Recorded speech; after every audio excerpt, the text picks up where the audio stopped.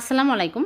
আজকে আমি লাচ্চা সেমাই আর ডিম দিয়ে মজার একটা নাস্তা বানিয়ে দেখাবো। 1 প্যাকেট লাচ্চা সেমাই নিয়ে নিলাম আর ডিম ভেঙে দিয়ে দিচ্ছি সামান্য পরিমাণে এলাচের গুঁড়া আর গুঁড়া দুধ হাফ কাপ, আর দিয়ে দিচ্ছি নারিকেলের গুঁড়া 2 টেবিল চামচ আর চিনি হাফ কাপ। 2টা ডিম দিয়ে আমি ভালো করে মাখিয়ে নিচ্ছি।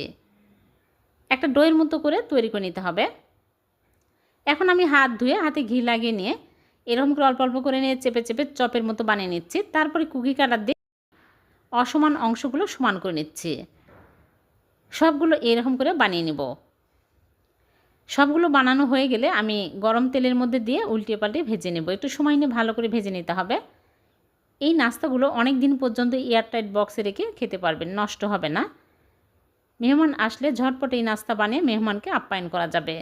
হয়ে গেল ভীষণ মজার সিমাই দিয়ে মজার নাস্তা। ভালো লাগলে লাইক কমেন্ট শেয়ার করে দিবেন। আবারও দেখা হবে। আল্লাহ হাফেজ।